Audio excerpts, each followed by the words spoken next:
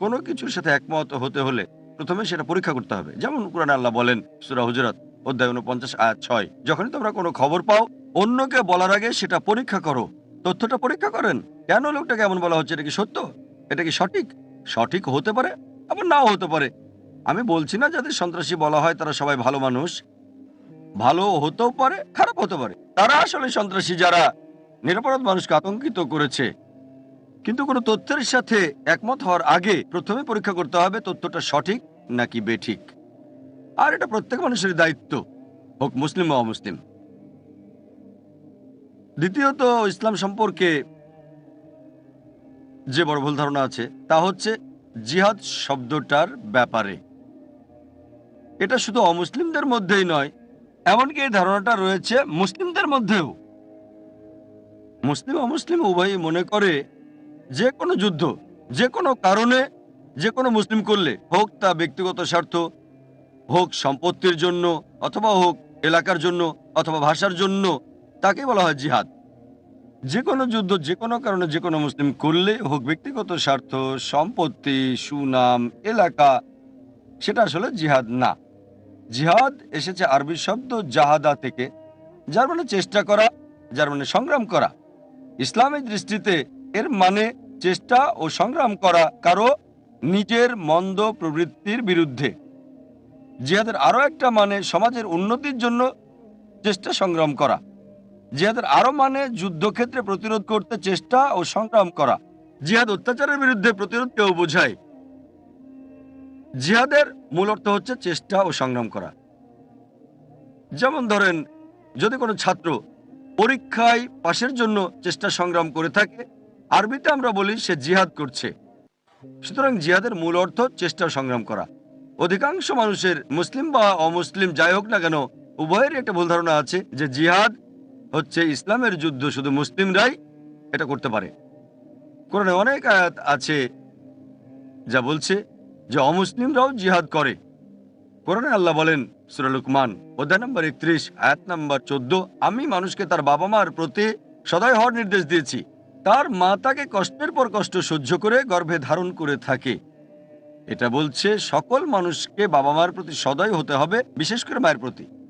এর পরের আয়াতেই সূরা লুকমান অধ্যায় নম্বর 31 আয়াত নম্বর 15, কিন্তু যদি তোমার বাবা মা জিহাদ করে, চেষ্টা ও সংগ্রাম করে, আল্লাহ সুবহানাহু ওয়া তাআলার সাথে অন্য কাউকে অংশীদার করতে যে বিষয়ে তোমার কোনো জ্ঞান নেই, তাদের কথা মানবে না, তবে তাদের সাথে সদয় ও সৎভাবে বসবাস করো। এখানে কোরআন বলছে যখন অমুসলিম বাবা মা সন্তানকে জোর করে শিরক করতে, অর্থাৎ সর্বশক্তিমান স্রষ্টা আল্লাহ সুবহানাহু ওয়া তাআলা ব্যতীত অন্যের ইবাদত করতে তাদের মান্য করবে না, তবুও তাদের সাথে সদয় ও সৎভাবে বসবাস করো। আয়াত নম্বর 8, বাবা মার প্রতি সদয় ব্যবহার করতে মানুষকে নির্দেশ দিয়েছি। কিন্তু যদি তোমার বাবা মা জিহাদ করে, চেষ্টা ও সংগ্রাম করে আল্লাহ সুবহানাহু ওয়া তাআলা ব্যতীত অন্য কারো ইবাদত করতে, তখন তাদের মান্য করবে না, তবে তাদের সাথে সদয় ও সৎভাবে বসবাস করো। কোরআন বলছে সূরা নিসা অধ্যায় নম্বর 4 আয়াত নম্বর 76, বিশ্বাসীরা আল্লাহ সুবহানাহু ওয়া তাআলার পথে যুদ্ধ করে আর অবিশ্বাসীরা শয়তানের পথে যুদ্ধ করে থাকে। এখানে কোরআন জিহাদ ফি সাবিলিল্লাহর কথা বলছে, যেটা সঠিক। অন্যটা জিহাদ ফি সাবিলিশ শয়তান। শয়তানের পথে যুদ্ধ করাকে জিহাদ ফি সাবিলিশ শয়তান বলা হয়। বিভিন্ন প্রকারের জিহাদ আছে, কিন্তু শুধু জিহাদ বলা হলে এটা নিশ্চিতভাবে অধিকাংশ ক্ষেত্রে জিহাদ ফি সাবিলিল্লাহ নির্দিষ্ট করা না হলে। অন্যথায় এটা বোঝা যায়, যখন কোনো মুসলিম জিহাদ শব্দটা ব্যবহার করে বোঝা যায় এটা জিহাদ ফি সাবিলিল্লাহ, যদি না প্রসঙ্গ অনুযায়ী এটাকে নির্দিষ্ট করা হয়। জিহাদ শব্দটা সম্পর্কে আরেকটা ভুল ধারণা হচ্ছে শুধু অমুসলিমরাই নয়, বরং তথাকথিত মুসলিম পণ্ডিতরাও এটাকে ভাষান্তর করে থাকে পবিত্র যুদ্ধ। এই পবিত্র যুদ্ধ শব্দটা ব্যবহৃত হয়েছিল ক্রুসেডদের বোঝাতে।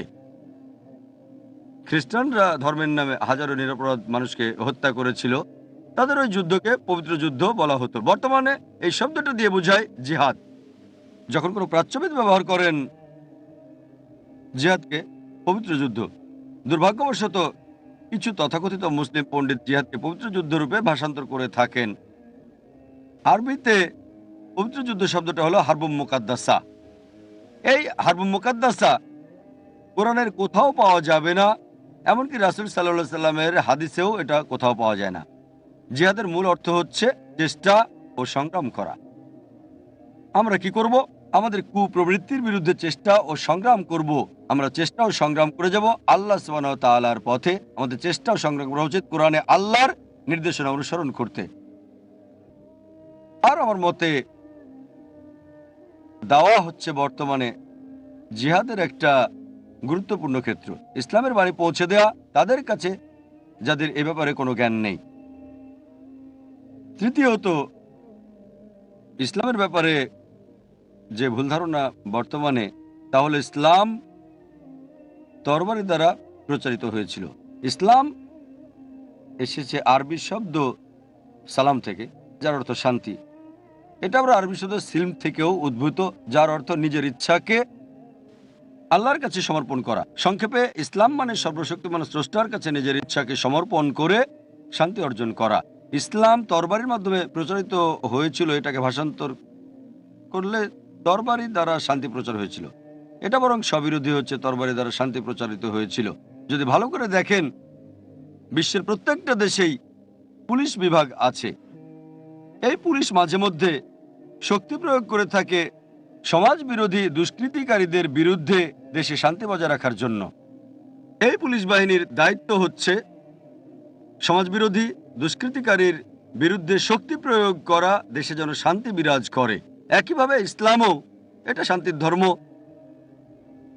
এমন ধর্ম যা শান্তি প্রচার করে। কিন্তু সর্বশেষ উপায় হিসেবে যদি কোনো সমাজবিরোধী দুষ্কৃতিকারী থাকে যারা দেশে অরাজকতা করতে চেষ্টা করে, যদি দেশের ক্ষতি করতে চায়, তবে শান্তি বজায় রাখতে সর্বশেষ উপায় হিসেবে শক্তি প্রয়োগ করা যেতে পারে।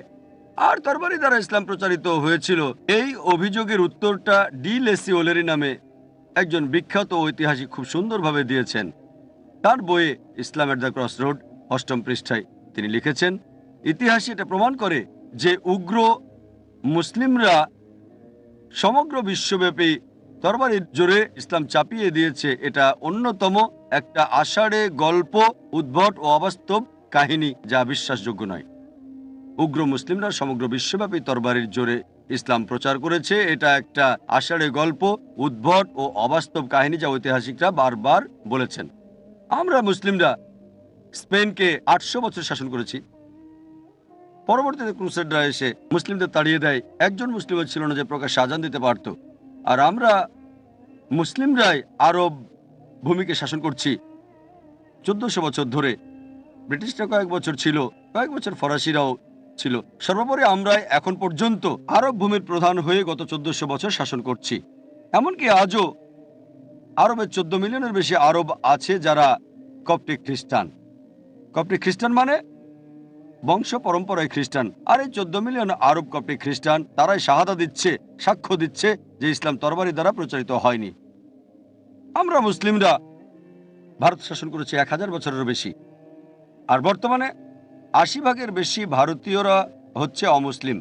ভারতের এই ৮০ ভাগের বেশি অমুসলিম শাহাদা দিচ্ছে ইসলাম তরবারি দ্বারা প্রচারিত হয়নি। যদি চাইতাম তাহলে প্রত্যেক অমুসলিমকে তরবারির জোরে ইসলাম গ্রহণ করতে বাধ্য করা যেত, তা আমরা করিনি। ইসলাম এটা করার অনুমতি দেয় না। এই ৮০ ভাগের উপরে ভারতের ৮০ মিলিয়ন অমুসলিম, তারা সাক্ষ্য দিচ্ছে, শাহাদা দিচ্ছে যে ইসলাম তরবারি দ্বারা প্রচারিত হয়নি। বর্তমানে যে দেশে সবচেয়ে বেশি মুসলিম আছে সেটা ইন্দোনেশিয়া। ২০০ মিলিয়নেরও বেশি মুসলিম। কোন মুসলিম আর্মি ইন্দোনেশিয়ায় গিয়েছিল? মালয়েশিয়ায় গিয়েছিল, যেখানে ৫০ ভাগেরও বেশি মুসলিম আছে। আফ্রিকার পূর্ব উপকূলে কোন মুসলিম আর্মি গিয়েছিল? কোন তরবারি? এটা বুদ্ধির তরবারি। থমাস কার্লাইল, বিখ্যাত ঐতিহাসিক, তার বই হিরোজ অ্যান্ড হিরো ওয়ারশিপে লিখেছেন, তার মতে নবী মুহাম্মদ সাল্লাল্লাহু আলাইহি সাল্লাম ছিলেন ১ নম্বর। তাই তরবারি পেতে হবে। সেই তরবারি পাবেন কোথায়? প্রথমে প্রত্যেক মতাদর্শ একজন ব্যক্তির মাথায় আসে, আর যদি শুধু একজনও তা বিশ্বাস করে, তবে সে তরবারি নিয়ে প্রচার করা আপনি শুরু করে দেন। প্রথমে তরবারি খুঁজতে হবে। থমাস কার্লাইল বুদ্ধির তরবারির কথা বলেছেন। যেমন কোরআনে আল্লাহ বলেছেন, সূরা নাহাল অধ্যায় নম্বর ১৬ আয়াত নম্বর ১২৫। আমার বক্তব্যের শুরুতে আয়াতটা বলেছি। আল্লাহ বলেন, উদু ইলা সাবিলি রাব্বিকা বিল হিকমা ওয়াল মুআযিজাতিল হাসানা ওয়াজাদিল বিল্লাতি আহসান। মানুষকে তোমার প্রতিপালকের পথে আহ্বান করো, হিকমত ও সদুপদেশ দ্বারা তাদের যুক্তি দেখাও, তাদের সাথে তর্ক করো সবচেয়ে উত্তম ও গ্রহণযোগ্য পন্থায়। একটা প্রবন্ধ ছিল ১৯৮৪ সালে রিডার্স ডাইজেস্ট